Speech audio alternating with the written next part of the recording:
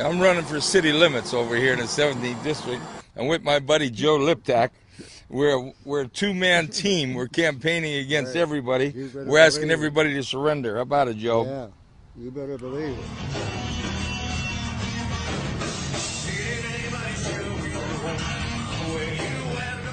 The government is very powerful, and if you're targeted by powerful branches of the government in America, you suffer.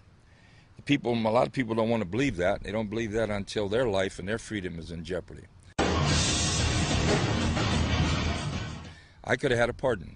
All I had to do was ask for it and say that I was guilty of the crimes that they convicted me of. And I told them to shove it up their ass. Excuse my mouth. Credit for that. That's all right. You keep your pardon. I wasn't guilty. And now, keep this in mind. No physical evidence against Jim Traficant. I want to say this to you. Oh, I read both of those books. For the learned person that's listening to this, being the #1 target of the Justice Department and the IRS since 1983, he came out of trial, a 6-year investigation of me. $15 million to the taxpayers. That's what it cost them. Over 250 federal agents following me around. All the time that our World Trade Center and Pentagon were being attacked, they were following Jim Traficant.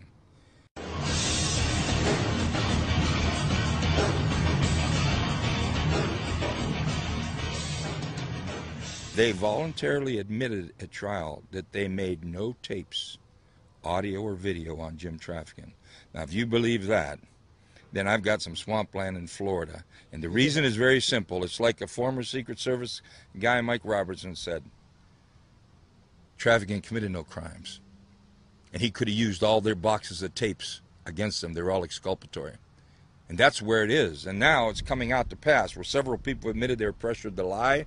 Several admitted to others confidentially that they lied. The government wouldn't allow their testimony.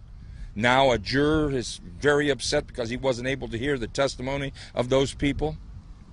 So here you have a man that was convicted, if I were guilty of those crimes, with no evidence. Well, how about the FBI? Unbelievable. Well, I wasn't locked out politically. I was put in prison. They couldn't have beaten me with a gun. Now they redistricted here. I have no money. They keep me off the ballot with a funny count. There's only 7 weeks left with no campaign fund. So they did a pretty good job on me. And we've got a corrupt system. I was the #1 target in the country, the Justice Department, the Internal Revenue Service, and American Israeli Public Affairs Committee. I brought home John Deminick from Israel. I proved he was innocent, and they've hated me ever since. And they finally put me in prison. They have a stranglehold on it. I said that on the Greta Van Susteren show when I got out. I was probably the hottest interview in the country. But when I made that statement, you didn't see me on TV no more. I believe that Israel has a powerful stranglehold on the American government. They control both members of the House and the Senate. They have us involved in wars of which we have little or no interest.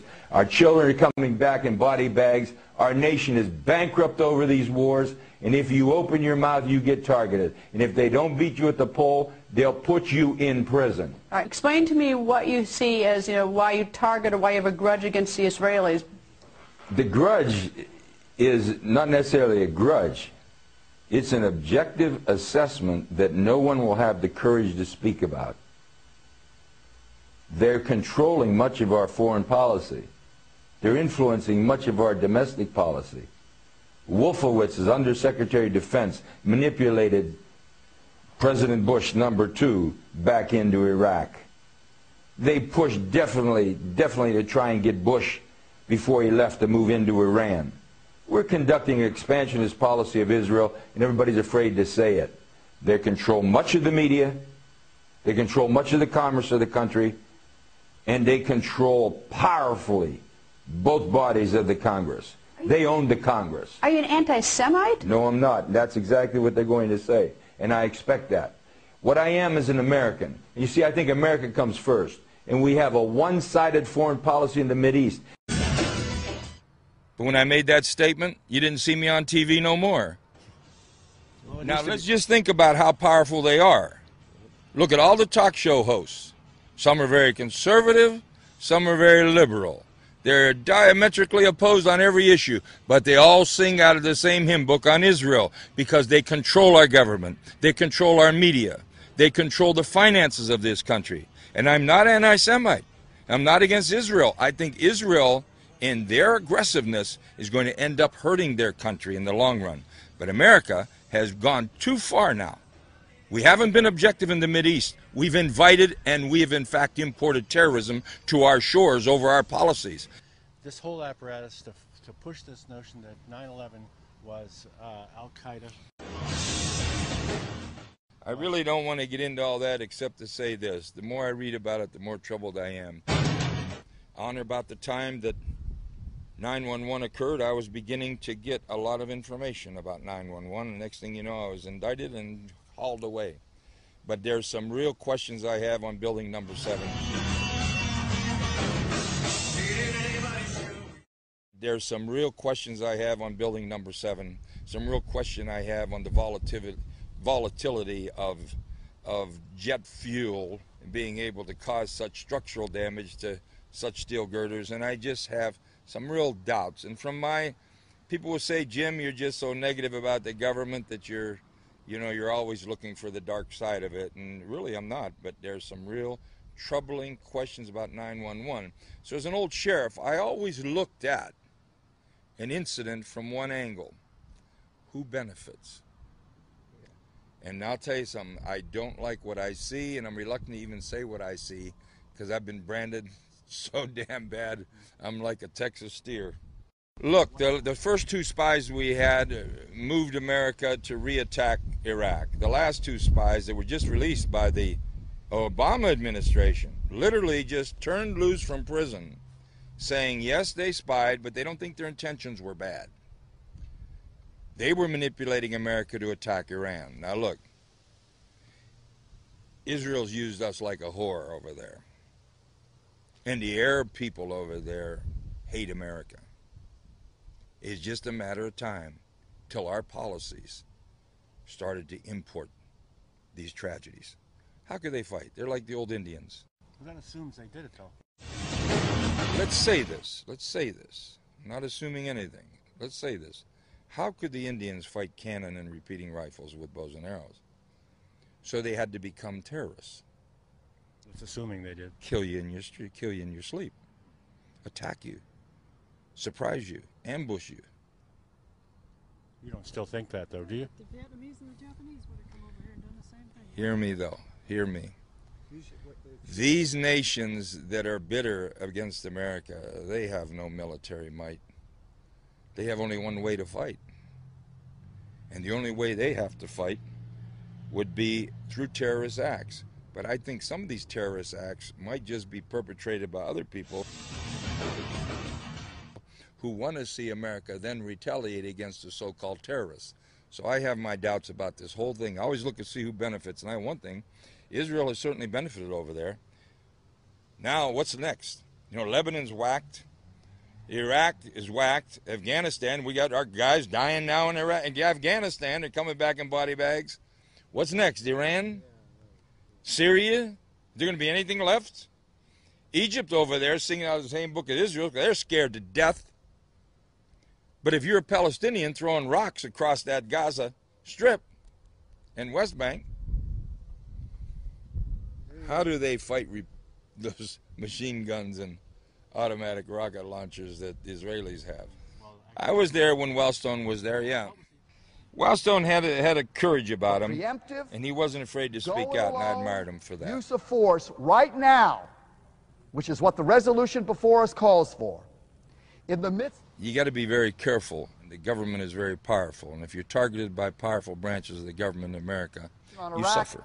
Could be a very costly mistake for our country.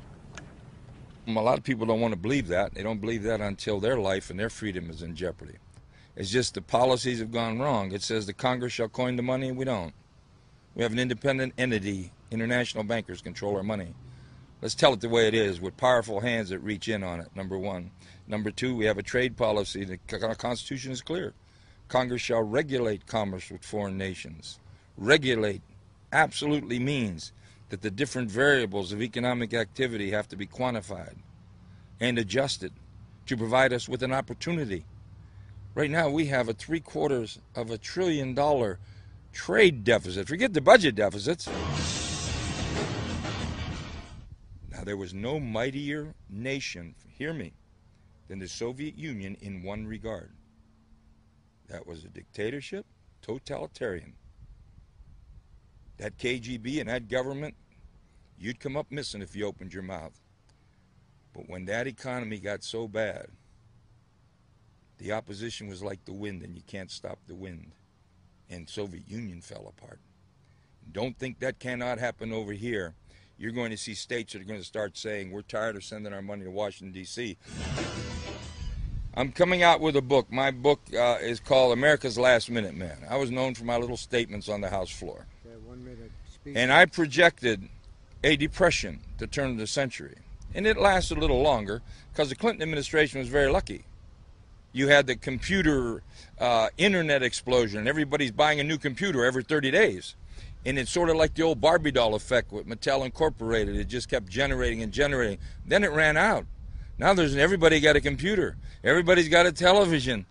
And it's bottomed out. And that television is being made in Indonesia. And most of these other products are being made in China. In the country, we become a colony again. We export raw materials and we import finished products. And America is in trouble. America is bankrupt. And my speech on the House floor in March of '93 states exactly why. You're on our own little cell phone. This is the Jimmy T and the Joey L cell phone.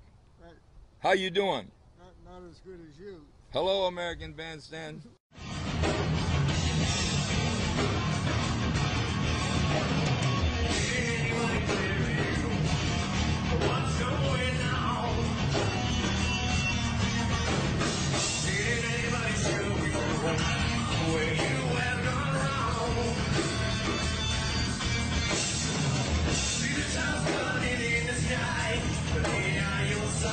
They all sing out of the same hymn book on Israel because they control our government. They control our media. They control the finances of this country. And I'm not anti-Semite. I'm not against Israel. I think Israel, in their aggressiveness, is going to end up hurting their country in the long run. But America has gone too far now. We haven't been objective in the Mideast.